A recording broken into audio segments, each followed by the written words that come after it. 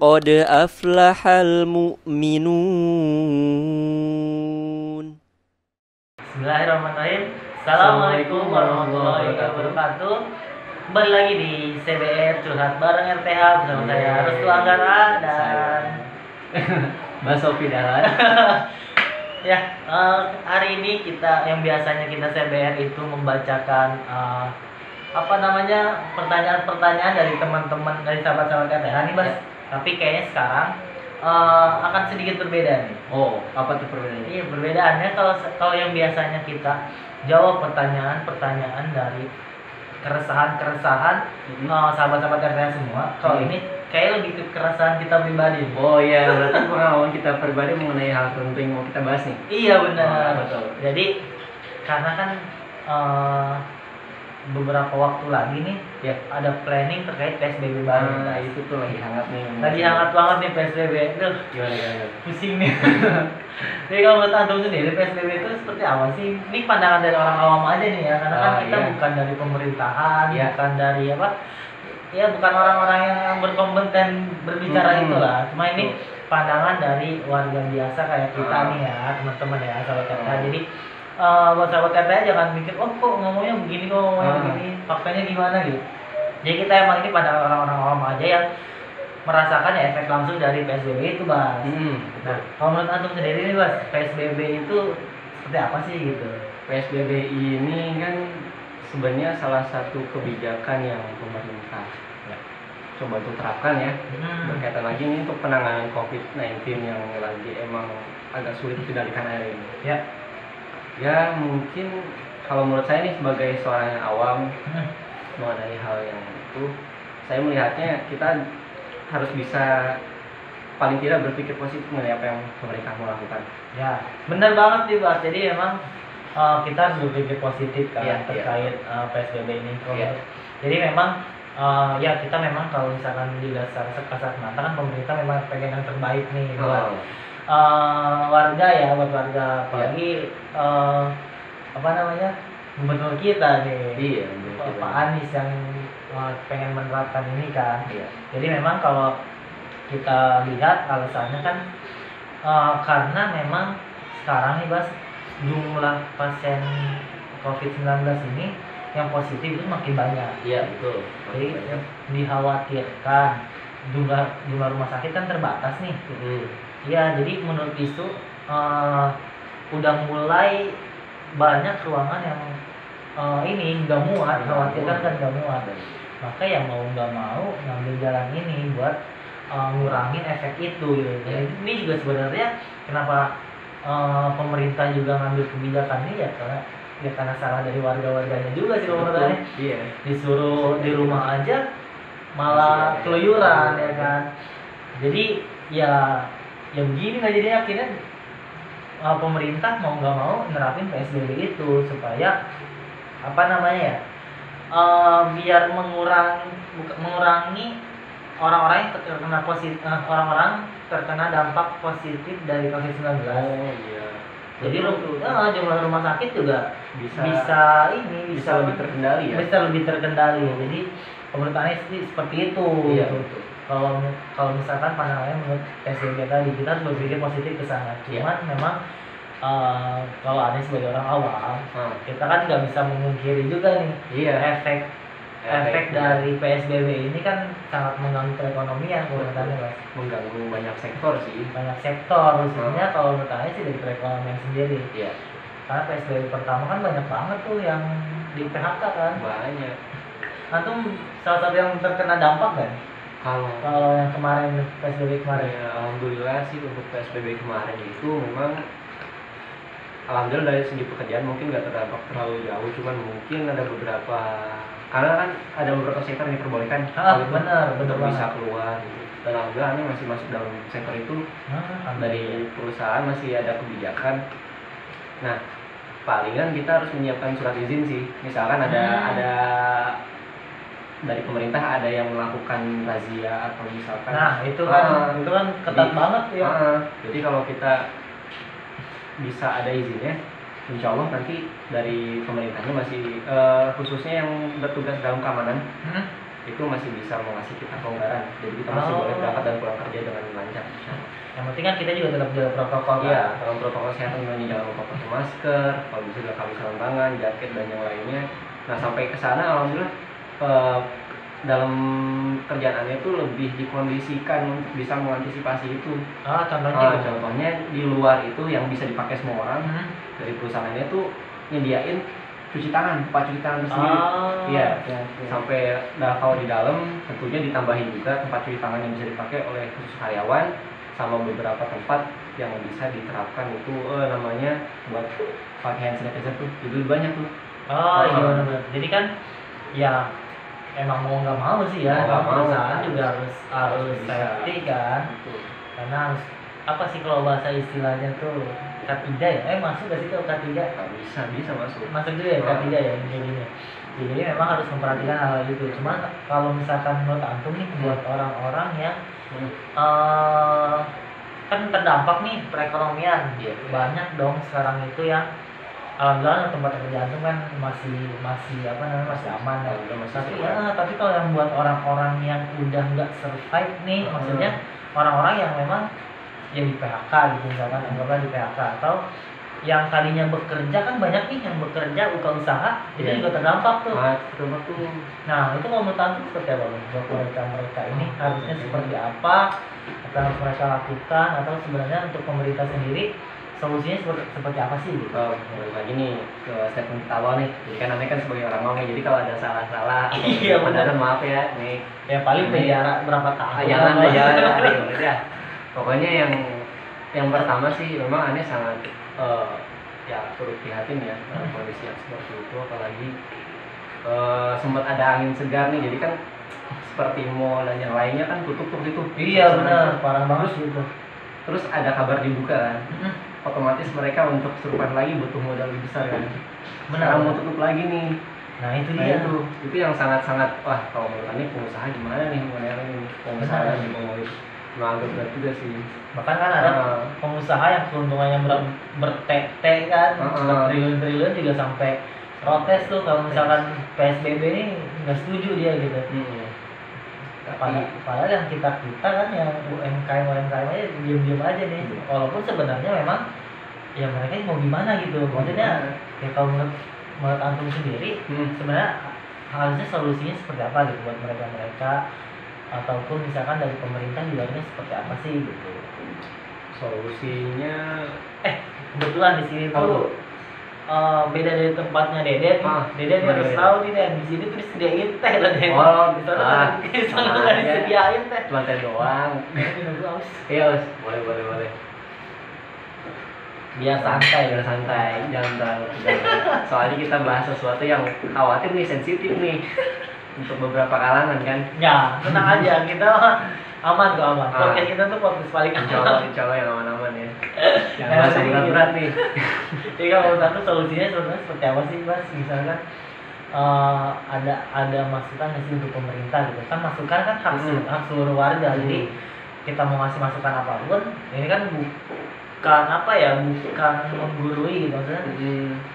Ini pandangan kita aja, bukan mengkritisi juga, tapi sekedar ngasih masukan nih.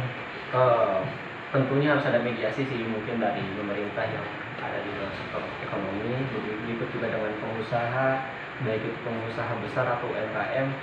Jadi solusi yang bisa ditengahi itu seperti apa, dan kalau ada kebijakan kayak gimana.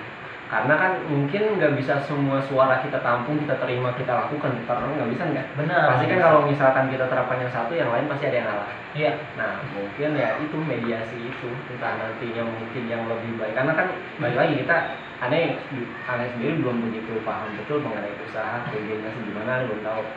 Mungkin nanti harus ada mediasi, kebijakannya seperti apa, dan itu harus ya disetujui, dan semuanya kita harus rela mengalah gitu paling. Pasti ada rela yang dikalahkan. Nggak bisa semua harus menang ya kan, bisa harus menang. Ini harus jalan kan memang bisa kan. Kita juga harus pasti ada. Harus mengalah lah. Jadi mungkin juga ini jadi hal dilema juga sih buat pemerintah kita sebenarnya kan. Dilema. Jadi kalau misalkan kita tetap jalanin kayak rutinitas biasa, tapi kan yang sakit makin banyak nih. Iya. Kalau kita sakit, otomatis perekonomian juga terhenti juga dong kalau kita banyak yang sakit. Iya. Mendingan kan mungkin juga pemerintah ngambil keputusan. Ya udahlah, kau sama-sama akan berhenti nih kalau misalkan tetap dilanjutin atau di stop gitu, ya udah mendingan di stop. Toh kalau misalkan di stop dengan adanya PSBB itu kan, jadi walaupun perekonomiannya akan mati dulu sesaat gitu kan sementara, tapi kan kondisi warganya sehat nih. Saat ini udah mulai normal kembali kondisinya, kalau dalam keadaan sehat kan akan lebih survive daripada nanti saat ini selesai kondisi masyarakat dalam keadaan sakit kan, malah nggak bisa survive kan, malah muncul masalah baru mungkin. Sekali itu. Nah, perlu juga mungkin untuk bisa ngejalanin semua program pemerintah, PSBB dan yang lainnya, kebijakan yang nanti mungkin terapkan, juga mungkin boleh saran nih untuk mungkin yang ada di pemerintahan untuk bisa untuk bisa membangun pemikiran positif nih. Maksudnya misalkan PSBB nih kan orang udah negatif nih, berarti susah kok semacam. Mungkin entah itu kompensasi atau keringanan atau nanti atau mungkin nanti ada jaminan pekerjaan yang lebih aman. Lapangan kerja yang disiapkan khusus nih untuk kondisi PSBB dan pekerjaan seperti ini. Kira-kira gimana? Pemerintah harus mulai memikirkan itu nih. Maksudnya pemerintah juga kan nggak bisa ketok palu PSBB udah tadi urusan akhirnya nggak ada solusi sama sekali kayak juga nggak bisa gitu juga. Nah, itu kan untuk pemerintah, sebenarnya kita juga harus fair juga nih sebenarnya kan. Betul. Nah, untuk warganya sendiri sebenarnya kan banyak soalnya nih warga yang bandel kan, bahkan yang nganggap ini COVID itu hoax gitu kan. Nah, ada juga itu kan jadi gimana ya, karena nganggap remeh itu justru jadi kasus positif juga makin banyak gitu. Cuma memang nggak bisa dipungkiri juga sebenarnya. Jadi ada beberapa kasus yang memang saya alami langsung. Orang itu belum positif COVID, tapi udah dibilangnya positif gitu dan akhirnya bukan bilang positif ya, sorry. Jadi orang ini belum positif kena COVID. Cuman oleh pihak kesehatan dibilang ini adalah gejala COVID. Padahal penyakit yang diderita memang penyakit bawaan. Jadi bukan COVID khusus ya? Bukan COVID khusus, dan akhirnya saat gimana ya jadinya ya? Jadi hari ini masuk ke rumah sakit. Ke rumah sakit, kayak ke puskesmas atau klinik lah ya, ke tempat kesehatan. Dan ternyata saat diperiksa awal memang itu penyakit bawaannya, gula darah, kolesterol, darah tinggi gitu kan. Ternyata pas dia ke tempat kesehatan yang lain langsung ditembak tuh COVID. Ini ada gejala COVID, langsung dirujuk ke rumah sakit, dan pas dirujuk ke rumah sakit ternyata meninggal.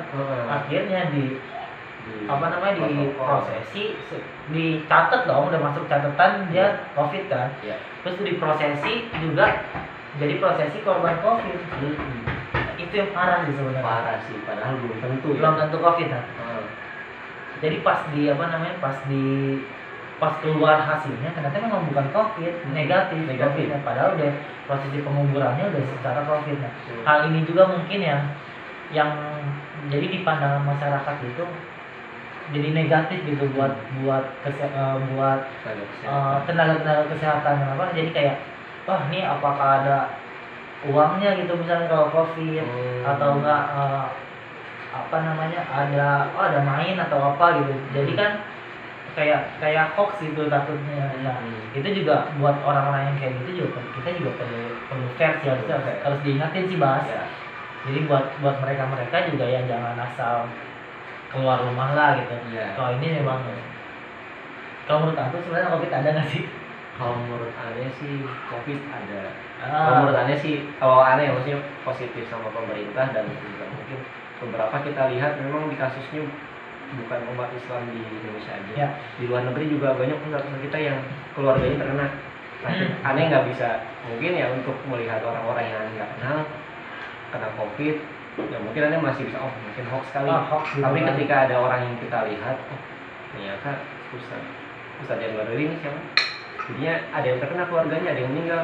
Ini kalau kita bernegatif sama seorang ulama kan ini gimana ya? Iya, Nah, masa ulama kita ngebohong gitu. kalau kita ngebohong kayaknya sih ya kalian positif sih, ini mungkin bukan suatu kebohongan. Nah, Jadi berarti karena kan kita udah sama-sama tahu nih kalau Ah. bisa, maksudnya kita sama-sama sepakat nih, Ah. berarti kan COVID beneran ada nih. nggak ada. Nah, coba Mas kasih tahu nih buat teman-teman masih pada bandel nih, masih pada keluar-keluar. Dan akhirnya COVID jadi apa ya, jumlah positif di Indonesia ini makin meningkat terus gitu. Apalagi di Jakarta sendiri kalau nggak salah ya, itu tuh sehari itu nyumbang 1.000 orang yang positif COVID. Kalau nggak salah ya. Itu parah banget gitu. Parah banget. Nah, buat orang-orang kayak gitu nih Mas, tolong dibilangin nih, Oh. kayak gimana nih? Kalau dari aneh sih mungkin harus mulai melihat dengan mata terbuka ya, kalau ini tuh bukan kasus yang bisa diremehkan, karena perkara ini kan berpengaruh ke banyak orang, banyak sektor, baik pekerjaan dan yang lainnya. Kalau kita keluar terus kita misalkan terkena, bagaimana apa yang terjadi sama keluarga kita? Keluarga kita mungkin akan dicurigai juga sama tetangga kita. Dikucilkan malah beberapa yang itu udah sampai mungkin sulit tengok ketemu di mana segala macam, sampai digaris polisi dan ya gitu. Aneh sempat ada tetangga, jadi awalnya dikira gitu COVID, tapi ternyata pas di beberapa hari sempat diomongin segala macam gitu ya sama tetangga yang lain, tapi akhirnya nggak keluar hasilnya nggak COVID dan alhamdulillah sehat kembali. Nah itu sempat ada opini-opini yang jelek tuh, agak dikecilkan dan segala macam keluarganya. Iya. Nah itu berat tuh. Tapi emang gimana ya, karena kan COVID udah apa ya, udah jadi mindset yang mengerikan di masyarakat. Jadi kalau misalnya kita mengundang gede juga jadi was-was Iya, kan. was-was. Jadi nggak bisa disalahin juga sebenarnya masyarakat itu kan. Nah makanya sebenarnya daripada kita menyalahkan masyarakat, yang mendingan kita kita membenahi diri aja gitu. Jadi kita benar-benar dari protokol yang dijaga, kesehatan kita juga dijaga, apalagi khususnya kesehatan nih. Karena kan COVID menyerang yang imun-imunnya jelek tuh, itu harus dijaga kesehatannya. Jadi daripada kita menyalahkan orang, mendingan kita membenahi diri kita ya. menjaga masalahnya gitu tuh. Ya, jangan diremehkan, jangan juga terlalu mindset terlalu buruk, jangan juga. Ya. Tuh. Artinya jangan lupa kalau keluar pakai protokol kesehatan. Kita nggak protokol. Oh iya, gimana? Masih rada. Ulang lagi. Gimana nih? Kita ulang lagi dong. Nggak usah. Ini gitu. Kita ini sebenarnya dari tadi protokol nih. Ada tuh. Terus rumah kita juga deketan. Jadi aman insyaallah. Aman insyaallah. Kita ada hand sanitizer-nya juga, ada mandi juga di sini. Jadi aman. Insyaallah nih sahabat RTH semua. Terakhir Mas, buat teman-teman kasih dong tips, bukan tips ya, boleh deh tips dan trik atau motivasi buat teman-teman ya. Emang ekonominya terdampak buat COVID ini kan banyak banget nih teman-teman di luar sana, mungkin juga sahabat RTH ya, perekonomiannya terdampak karena adanya PSBB ini atau adanya COVID ini. Kasih motivasi atau kasih duit juga nggak apa-apa. Waduh, duit. Kalau menurut Anda nih, kalau misalkan untuk teman-teman yang ekonominya sedang terdampak, ya mungkin ada yang pekerjaannya terganggu dan segala macamnya, mungkin yang pertama kita harus coba lakukan adalah bisa berpikir positif dan berhusnuzon, baik itu untuk pemerintah ataupun kepada orang-orang di sekitar kita, dan juga jangan lupa kita berhusnuzon ke Allah yang memberi rezeki. Jangan sampai kita kayak ada COVID nih, emang COVID bisa nurunin kadar rezeki kita di tahun? Nggak bisa. Kalaupun emang sedang terhambat, ya ini pasti ibaratnya kalau misalkan rezeki itu kan terhambat nanti pas lagi dibutuhin tuh ada aja. Betul. Ada aja ya. Misalkan sekarang terhambat tuh. Sekarang tuh terhambat tuh mungkin karena Allah lagi nyiapin nih, nanti pas lagi butuhnya ada. Ya itu. Betul. Iya, lagi butuhnya ada aja, atau dari mana ada aja. Nah, mungkin sekarang lagi dihemat-hematin sama Allah, lagi diatur dulu keuangannya. Ya, gitu. Jadi sabar aja. Jadi nanti sekali dapat langsung berat ya. Iya, lagi butuhnya bisa Allah cukupin dengan baik. Intinya sebenarnya jangan sampai kita berpikir negatif, mikir kemana-mana, membuang waktu, membuang energi, membuang pikiran. Malah dapat apa-apa jadinya. Benar. Jadi nanti malah nambah persoalan yang lain. Jadi lebih positif thinking dan berusaha, jangan lupa berusaha, kita coba untuk cari yang halal dan juga jangan yang bisa dengan protokol kesehatan dong. Ya, yang penting kita juga tetap jaga aman ya. Iya betul. Insyaallah. Jangan lupa jaga kesehatan juga. Jadi memang kalau yang tadi antum bilang itu aneh jadi ingat kisahnya Siti Hajar. Gimana? Ini ingat Siti Hajar. Jadi memang benar siap. masalah berhusnuzon ini penting banget. Jadi intinya tadi berhusnuzon dan tetap berusaha ya. Jadi kalau misalnya teman-teman pernah ingat kisahnya Siti Hajar itu ditinggal berdua dengan Nabi Ismail kecil. Oleh Nabi Ibrahim di mana di tengah gurun tuh. Itu benar sama seperti sekarang kita lagi berada di satu gurun yang gersang atau sekarang masalahnya lagi berat banget nih, misalkan perekonomian. Saat itu Nabi Ismail kecil sorry. Jadi Siti Hajar saat Nabi Ibrahim mulai memisahkan diri, beliau nanya Ibrahim mau kemana gitu. Ibrahim diam. 2 kali ditanya Nabi Ibrahim mau kemana, Nabi Ibrahim tetap diam.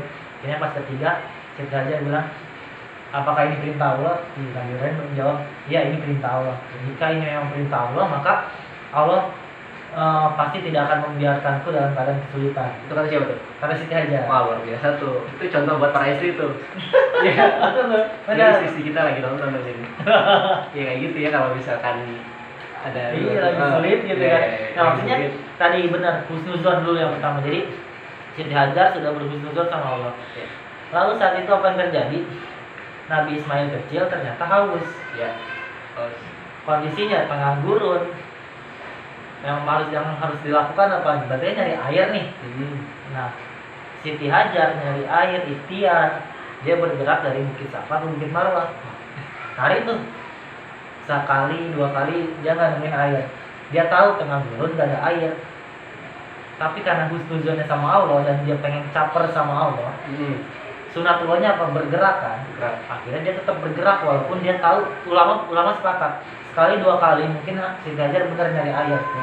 Tapi udah ketiga 4 5 7-nya itu adalah caranya Siti Hajar buat tetap bergerak, buat jadi kalau misalkan menurut antum Siti Hajar itu bergerak itu untuk mencari air atau bukan? Kalau 1-2 dirasa nggak ada, mungkin 1-2 itu mencari air dan Fata Morgana. Oh di sana mungkin ada, di sana mungkin ada. Kalau misalkan udah 2 ya menurut Anda mungkin agak di ini ya, mungkin ada hal lain tuh. Benar. Ada hal lain yang mungkin dicari oleh. Jadi sebenarnya ini yang hebat, Siti Hajar itu bukan mencari air, tapi Siti Hajar itu mencari sang pemilik sumber mata air. Jadi sunatullahnya adalah bergerak. Jadi Siti Hajar tetap bergerak. Maka apa? Muncul air Zam-Zam di kakinya Nabi Ismail. Nabi Ismail yang kehausan, muncul air Zam-Zam di tengah-tengah gurun gitu. Tengah-tengah gurun. Dan sampai sekarang air Zam-Zam masih tetap ada. Iya. Dan itu ternyata bukan di antara Bukit Safa dan Marwah keluarnya, tapi di Bukit Safa ke Ka'bah. Wah, berarti dari perjalanan itu ya, bukan dari perjalanan bolak-balik. Benar. Jadi sebenarnya dari pelajarannya bisa diambil tadi seperti yang antum bilang, Bas. Yang pertama kita udah berhusnuzon nih pada Allah. Allah pasti bakal ngasih pertolongan buat kita. Jadi saat ini teman-teman yang sedang berada di tengah-tengah gurun atau tengah-tengah masalah yang lagi berat banget, yang pertama harus dilakukan adalah berhusnuzon. Husnuzon dulu. Yang kedua, sunatullahnya adalah tetap bergerak. Cari rezeki kemana aja udah bergerak. Walaupun misalkan, aduh di sini nggak ada rezeki, gerak aja gitu. Walaupun masih bingung gitu mau ngelakuin apa, ya udah gerak aja. Saya pernah ngelakuin ini saat itu nggak ada kerjaan. Akhirnya saya bergerak ke rumah saudara-saudara. Nah ini yang ketiga nih. Ternyata rezekinya terkadang rezeki itu bukan dari arah yang kita cari. Jadi yang kita tuju belum tentu di situ ya. Belum tentu di situ sumbernya. Ternyata kan tadi keluarnya justru ada di Bukit Safa ke arah Ka'bah.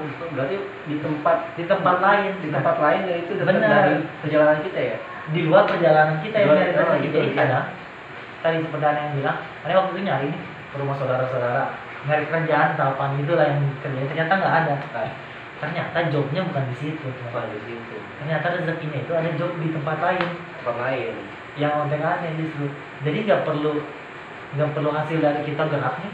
Ternyata wah nggak ada nih rezekinya. Ternyata Allah siapin di tempat lain rezekinya. Oh. Jadi saat teman-teman, yang penting teman-teman gerak dulu nih, nanti insya Allah rezekinya dari arah yang tidak diduga-duga. Sama seperti surat At-Tolak ayat 2 sampai 3 kan. Jadi barang siapa yang bertawakal kepada Allah, maka Allah akan jamin rezekinya dan akan Allah datangkan rezekinya dari arah yang tidak diduga-duga. Iya. Gitu. Jadi itu sih teman-teman. Nanti buat sahabat RTA semua, semoga ada hikmah sih, ada manfaat yang ya dari celotehan Ya, nggak jelas. Jangan lupa kita tuh banyak salahnya. Benar. Mohon maaf nih kalau misalkan ada yang kurang setuju atau gimana kita. Ini kan dari pandangan orang awam ya. Orang-orang saya lagi nih. Dan mungkin ada salah jawaban, salah kata gitu. Oh. Nah, tapi yang paling penting adalah ini yang nggak salah. Yang nggak salah adalah teman-teman harus follow IG-nya RTH. Karena di sana itu banyak banget nih Mas, ini motivasinya. Terus banyak banget cara-cara buat menghilangkan depresi juga. Iya. Jadi follow aja di @rth.company. Ini cara menghilangkan depresi nih. ada di situ. Oh, ada di situ. Harus cek di situ. Iya, dibuka ya teman-teman ya. Di situ ada, terus cara rukyah juga ada di situ. Ada di situ juga. Ada di situ. Beli bukunya, Bang. Wah, jangan lupa. Beli bukunya, Bang. Heeh. Ada judulnya bukunya itu Rukyah Syariah itu mudah. Karangannya karangan saya sendiri. Wah, luar biasa. Harus beli ya. Ini kawan kita penulis juga. Jangan lupa di follow nih. Jangan lupa juga di like, subscribe, dan komen di YouTube kita di Rumah Teduh Hamba. Dan juga yang paling penting dicek nih website kita di www.rumahteduhhamba.com ya. Ya.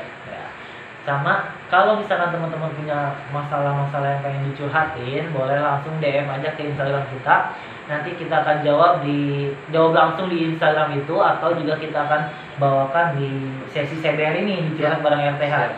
Atau juga bisa datang langsung ke alamat kita, klik aja di Google Maps teman-teman. Klik aja Rumah Teduh Hamba itu langsung menuju di lokasi. Kita. Tapi jangan lupa kontak dulu. Karena kita jadwal sibuk banget nih. Tapi insya Allah kita akan sempatkan. Kita akan sempatkan jadwalnya lagi untuk bisa support teman-teman semua. Yap. Ya. Oke, mungkin itu aja dari kami ya. Kurang lebihnya mohon maaf. Tutup bahas pakai quote dong. Pakai quote dong. Ada nggak quote-nya nih? Quote-nya apa ya? Oke, quote-nya ini ada mikir dulu. Oke. Ya, intinya sih yang mau Anda sampaikan, tugas kita dan Allah itu sama-sama menentukan. Dan kalau kita menentukan pilihan, Allah yang menentukan hasilnya. Bagus banget nih quote-nya. Jadi memang tadi ya, kita yang menentukan pilihan, Allah yang menentukan hasilnya. Jangan coba untuk ngambil hak teritorial Allah, hak prerogatif. Hak prerogatif Allah yang menentukan hasil. Jangan sampai kita terpaku sama kita harus menentukan hasil sendiri. Betul banget tuh. Jadi jangan sampai kita masuk ke zonanya Tuhan. Jadi kita itu adalah hamba. Jangan sampai kita masuk ke hak prerogatifnya Allah. Jadi kita yang menentukan pilihan, Allah yang menentukan hasil. Kita tutup. Assalamualaikum warahmatullahi wabarakatuh.